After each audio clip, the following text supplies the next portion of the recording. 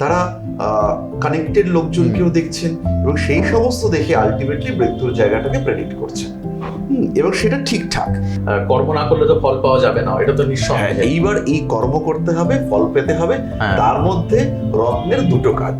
একটা হচ্ছে গিয়ে প্রথমত কিছুটা আত্মবিশ্বাস বাড়াবে। এখানে সবসময় 2 আর 2 এর 4 হয় না, অনেক রকম প্রবাবিলিটি ক্যালকুলেশন দেখতে পাওয়া যায়।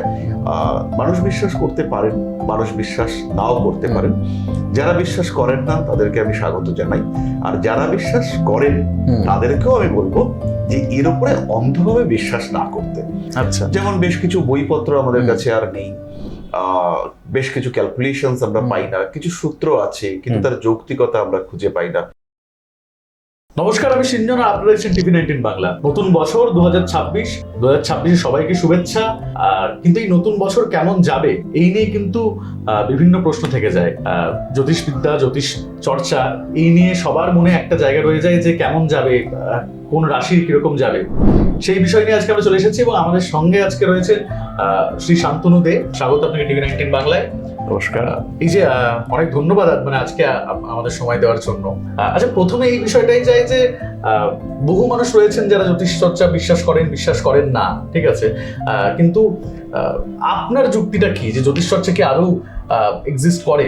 দেখুন, জ্যোতিষ তো এক্সিস্ট করে, ভারতবর্ষের প্রাচীনতম শাস্ত্র, এর উপরে বহু চর্চা হয়েছে, বিভিন্ন অবজারভেটরি। আমরা এখনকার যারা জ্যোতিষ চর্চা করেন বা আমরা আশেপাশে যাদেরকে দেখতে পাই, তারা হচ্ছে গ্রহ নক্ষত্রের জ্ঞান সম্পর্কে যথেষ্টই চর্চা করেন না, যে আমরা গ্রহকে দেখছি, গ্রহরা কোন দিকে কিভাবে মুভ করছে, তো সেই চর্চাগুলোর অভাব রয়েছে। কিন্তু বেসিক্যালি যখন এটা স্টার্ট হয়েছিল সেই সময় কিন্তু বিশেষভাবে এটাকে সায়েন্টিফিক ওয়েতেই শুরু করা হয়েছিল, এবং তখন জ্যোতিষ চর্চার যে উদ্দেশ্য ছিল আর এখন জ্যোতিষ চর্চার যে উদ্দেশ্য, সেই দুটোর মধ্যে কিছু পরিবর্তন এসছে। বিবর্তন সমস্ত ক্ষেত্রেই হয়, আর বিভিন্ন কারণে জ্যোতিষের কিছু যোগসূত্র আমরা হারিয়ে ফেলেছি। আচ্ছা, যেমন বেশ কিছু বইপত্র আমাদের কাছে আর নেই, বেশ কিছু ক্যালকুলেশনস আমরা পাই না, কিছু সূত্র আছে কিন্তু তার যৌক্তিকতা আমরা খুঁজে পাই না। ফলে এই শাস্ত্রটা তার যে বিজ্ঞান ভিত্তিক বেস, এটাকে অনেকটা হারিয়েছে। কিন্তু তার মানে এটা নয় যে এই শাস্ত্রর বেস নেই বা এই শাস্ত্র দুর্বল, এরকম ব্যাপার নেই। যৌক্তিকতার কিছু অভাব অবশ্যই রয়েছে। এখানে সবসময় 2 আর 2 এর 4 হয় না, অনেক রকম প্রবাবিলিটি ক্যালকুলেশন দেখতে পাওয়া যায়। মানুষ বিশ্বাস করতে পারেন, মানুষ বিশ্বাস নাও করতে পারেন। যারা বিশ্বাস করেন না তাদেরকে আমি স্বাগত জানাই, আর যারা বিশ্বাস করেন তাদেরকেও আমি বলবো যে এর উপরে অন্ধভাবে বিশ্বাস না করতে। অবশ্যই যেমন আমরা এখন একটা ওষুধ খাওয়ার আগে তার কম্পোজিশন দেখি, জানি আমরা যে কি রয়েছে, এই ক্ষেত্রেও অবশ্যই নিজের জন্মকুণ্ডলী বা কেন আমি এই টাফ সিচুয়েশন ফেস করছি বা কেন আমি ডেভেলপ করতে পারছি না বা পারছি, এটা সম্পর্কে বোঝা উচিত, তারপরে এর উপরে ভরসা করা উচিত। না, আমার একটা কথা খুব ভালো লাগলো, মানে আমি মনে হয় প্রথম কাউকে বলতে শুনলাম যে অন্ধভাবে জ্যোতিষ মানে বিশ্বাস না করতে অ্যাস্ট্রোলজিকে।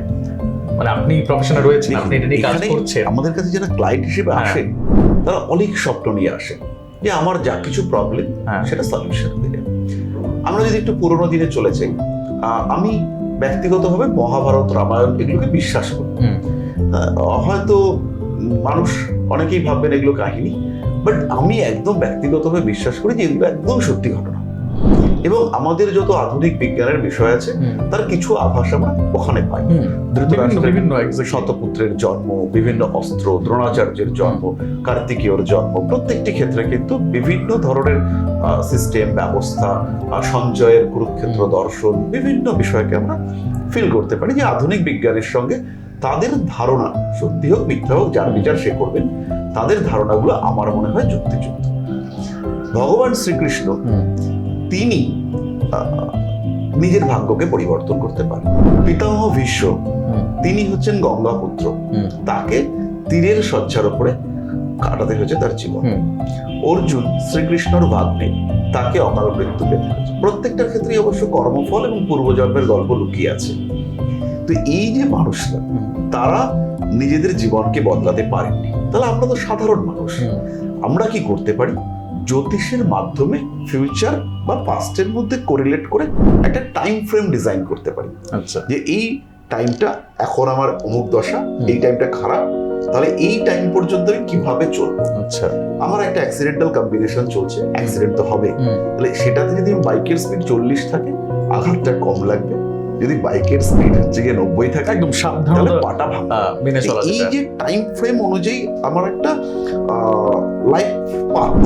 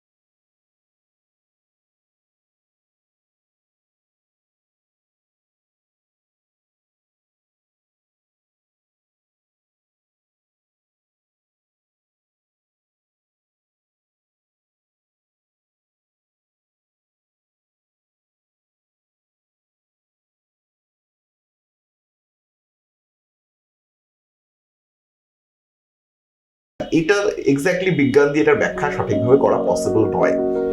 যদি আমি মানি তাহলে সেই পাথর আমার উপরে কিছুটা প্রভাব বিস্তার করতে সম্ভব। মানে সেই পাথর বা তার মধ্যে যে বিক্রিয়া সেটা বিক্রিয়া, তার মধ্যে লাইট,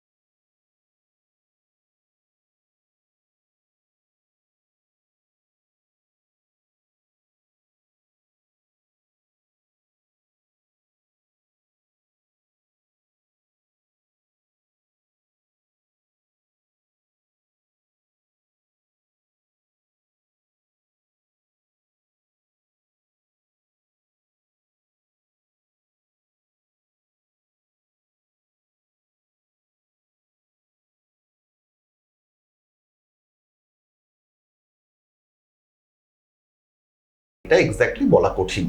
আমরা একটা অ্যাজাম্পশনের উপরে বেস করে কাজ করি, প্রত্যেকটা অ্যাস্ট্রোলজার এটাই করেন।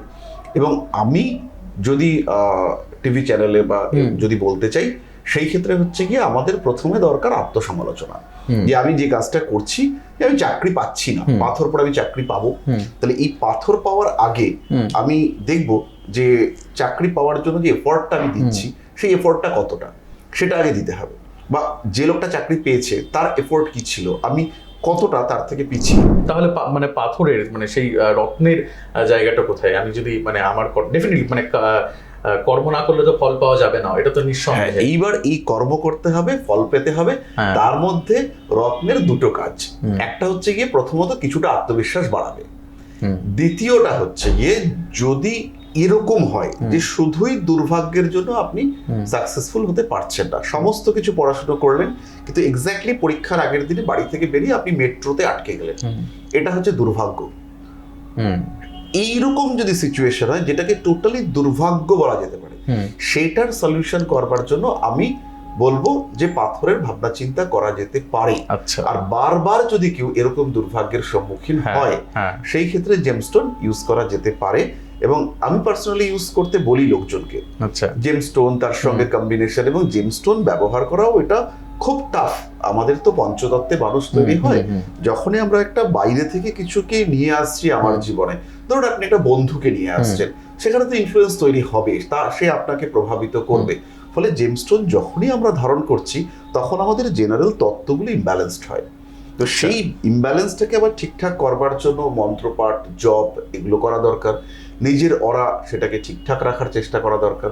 ফলে প্রত্যেকটার যেমন পজিটিভ ইম্প্যাক্ট আছে, নেগেটিভ ইম্প্যাক্ট। মানে আপনি একটু আগেই জন্মকুষ্টি কুণ্ডলী এটা নিয়ে কথা বলছিলেন। আচ্ছা, এটা কি মানে মানে এটা কি ঘটে আসলে যে আমি আগের জন্মে কি করেছি সেই হিসাবে এই জন্মে আমি দেব, বা আগের জন্মের কর্মফল আমি এই জন্মে পাবো, মানে এই যে বিষয়টা, বা আমি কখন কোন সময় কিভাবে জন্মেছি সেই সবটার উপর আমার গোটা জীবন নির্ধারিত হচ্ছে, মানে সেই ছকটা মানে তৈরি হয়ে আছে, এটা চেঞ্জ করা সম্ভব না? এটা কি সম্ভব? বেশিরভাগ মানুষের ক্ষেত্রে আমি যাদেরকে মিট করি বা যারা আমার কাছে আসেন তাদের ক্ষেত্রে আমি এটা দেখেছি হয়। আচ্ছা, আমার ব্যক্তিগত ক্ষেত্রে আমি দেখেছি এটা হয়, এবং আমি একটা বই লিখেছি সেটা পুরোপুরি আমার জীবন এবং অ্যাস্ট্রোলজি। আচ্ছা, প্রচুর ঘটনা আমার জীবনে, প্রচুর ঘটনা, তো সেই সমস্ত নিয়ে একটা বই লিখেছি, তো তার মধ্যে আজকে আর আসছি না।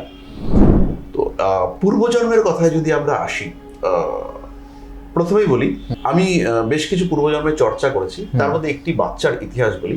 বাচ্চার যখন জন্ম হয় বাচ্চাটির, তখন আমি রেফারেন্স দিতে পারি। তো তখন বাচ্চাটির বুকে একটা ক্ষত ছিল, বাচ্চাটি ক্ষত নিয়েই জন্মগ্রহণ করে। বছর খানেকের মধ্যে সেই ক্ষতটা সুস্থ হয়ে যায়, কিন্তু বাচ্চাটার মধ্যে অদ্ভুত অদ্ভুত আচরণ দেখতে পাওয়া যায়। বাচ্চাটা তার সবসময় মেয়েদের দেখলে ভয় পেতে থাকে, মাকে দেখলেও বাচ্চাটা ভয় পেতে থাকে। এই নিয়ে বাচ্চাটার বাবা আর ডাক্তার চর্চা শুরু করেন এবং বারবার বাচ্চাটার সঙ্গে কাউন্সিলিং শুরু করেন। তখন জানতে পারা যায় যে বাচ্চাটাকে খুন করার চেষ্টা করা হয়েছিল, এবং এক মহিলা অ্যাড্রেস বলতে পারে বাচ্চাটা, সেখানে খুন করার চেষ্টা করা হয়েছে। তো তারা সেইখানে বাচ্চাটাকে নিয়ে যান এবং গিয়ে সেখানে জানতে পারেন যে ওখানে এক ভদ্রলোক খুন হয়েছিলেন, তার স্ত্রী তাকে খুন করেছিলেন, এবং স্ত্রী বর্তমানেও মানে তারা যখন পৌঁছেছেন তখনও জেলের সাজা কাটছে। মানে এটা তো একদম অবাস্তব ঘটনা, মানে কেউ শুনলে মানে এটা সম্পূর্ণ অবাস্তব ঘটনা, এবং এটার রেফারেন্স আছে আমার কাছে। আচ্ছা, বই থেকে আমি বলছি। মানে এরকম কিন্তু পুনর্জন্মের অনেক ঘটনা আমরা আগে দেখতে পেয়েছি, এরকম অনেক ঘটনা মানে আমার নিজের একটি ঘটনা আছে। একটি বাচ্চা আমার কাছে একদিন আসে, বাচ্চাটার মা বাবা নিয়ে আসে, বাচ্চাটির বয়স হচ্ছে 8 থেকে 10-এর মধ্যে। আচ্ছা, তো বাচ্চাটি রবীন্দ্রনাথের কবিতা বলতে পারে, বিভিন্ন ইতিহাস সম্পর্কে তার নলেজ, তো এবং তার কথাবার্তাগুলো যথেষ্ট পরিণত। তো সে এসে এটা ওটা দেখতে দেখতে আমার টেবিল থেকে আমার ভিজিটিং কার্ডটা তোলে। আচ্ছা, তুলে এক্স্যাক্টলি আমার ভাষাটা মনে আছে, বলছে লেখাপড়া তো অনেক দেখছি, আর কিছু করা হয় দা এই করেই খাওয়া হয়। আচ্ছা, মানে ওই বাচ্চা এক্স্যাক্টলি ওই বাচ্চা। তখন তার বাবা বলছে, দেখুন স্যার এইরকম কথা বলে। হ্যাঁ, আমি তাকিয়ে রয়েছি বাচ্চাটার দিকে, একটু শরীরটা অন্যরকম, মাথাটা একটু বড়, কিন্তু আর কোনো অস্বাভাবিকত্ব নেই। এবং এই কথার জন্য বাচ্চাটা স্কুলে ডিস্টার্ব, বাচ্চাটার স্কুলে টিচাররা বাচ্চাটাকে সহ্য করতে পারছে না, মুখের ওপর পটপট করে কথা বলছে, এবং তার বহু জিনিস মুখস্থ, যেটা এই বয়সের কোনো বাচ্চার মুখস্থ থাকা সম্ভব নয়। তার রবীন্দ্রনাথ সম্পর্কে হিউজ নলেজ, এবং সেই সময়কার সেই কালের বিভিন্ন সামাজিক অবস্থান। তার মাকে সে শাঁখা সিঁদুর ছাড়া দেখতে পারে না, তার মাকে সে বাধ্য করছে সিঁদুর পড়তে হবে। মানে সেই বয়সে তার মধ্যে এই ব্যাপারগুলো রয়েছে, এবং সে মাঝে মাঝেই তার পাস্ট লাইফকে রিকল করে নিয়ে আসছে। এটা আমার নিজের চোখে দেখা একটা ঘটনা। এছাড়াও আমার কাছে পূর্বজন্মের রেফারেন্সের বই রয়েছে।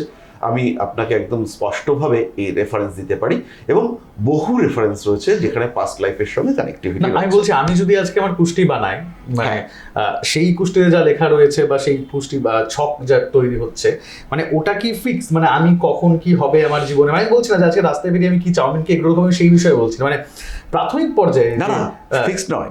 ভাগ্য হচ্ছে একটা পরিবর্তনশীল ব্যাপার। ভাগ্যের একটা বেসিক ক্রাইটেরিয়া, একটা প্যাকেজ দিয়ে আমাকে দেওয়া হলো, যেমন একটা মাটির তাল আমার কাছে দিয়ে দেওয়া হলো। এবার পৃথিবীর সঙ্গে আমার ইন্টারাকশন হতে লাগলো। এবার যে মানুষগুলো আমার আশেপাশে রয়েছে তারাও রয়েছে, তাদের সঙ্গে আমার ইন্টারাকশন হচ্ছে, এবং গ্রহরা কন্টিনিউয়াসলি তাদের স্থান পরিবর্তন করছে। তাহলে এই যে গ্রহদের স্থান পরিবর্তন, আমার প্রারব্ধ কর্মফল, নির্ধারিত ভাগ্য বা জন্মকুণ্ডলী, এবং তার সঙ্গে আমার অ্যাটমসফিয়ার এবং এনভায়রনমেন্ট, এই তিনটে মিলে তৈরি হবে আমার বর্তমান কর্ম এবং আমার বর্তমান পরিস্থিতি, যেটাকে আমরা আলটিমেটলি ভাগ্য এবং কর্মের একটা কম্বিনেশন হিসেবে প্রেজেন্ট করতে পারবো। এই যে আজকে আপনার সঙ্গে আমার একটা দেখা হলো, এই দেখাটা যে হলো আজকে, আমি আপনার টেলিভিশন চ্যানেলের সামনে আমি বসে রয়েছি, এর সঙ্গে আমার দশা কানেক্ট করবে। এই সময় আমার দশার সঙ্গে কোনো না কোনো ভাবে ভিনাস, শুক্রের কানেক্টিভিটি আমি দেখতে পাবো। আমি যে একটা টিভি চ্যানেলে বসে আছি, এখানে আমি ভিনাসের কানেকশন দেখতে পাবো। কিন্তু এই জায়গাটা না হয়ে এটা এরকমই হতে পারতো যে আমি কোনো একটা হোটেলে বসে আছি, কারণ এই জায়গাটাকেও যেমন ভেনাস ইন্ডিকেট করছে, হোটেলটাকেও ভেনাস ইন্ডিকেট করছে। আচ্ছা, আবার এখান থেকে বেরিয়ে যাওয়ার পরে আমি যাব আরেকজন একটা মন্দিরে, একজন আমাকে নিমন্ত্রণ করেছে, সেখানে যাবো, তো সেই জায়গাটাকে ইন্ডিকেট করছে স্যাটার্ন। তো সেই সময়টা, সেই টাইমটাতে, সেই যে লগ্ন উদিত হবে, তখন আমার সঙ্গে স্যাটার্নের কানেক্টিভিটি হবে। যদি কোনোভাবে আমি বা আমার ড্রাইভার যে আমাকে নিয়ে যাবে সেখানে মার্সের কানেক্টিভিটি তৈরি হয়, তাহলে অ্যাক্সিডেন্ট হতে পারে। আচ্ছা, তাহলে এই যে কুষ্টিটা তৈরি হচ্ছে এবং সেখানে বিভিন্ন জায়গায় বলা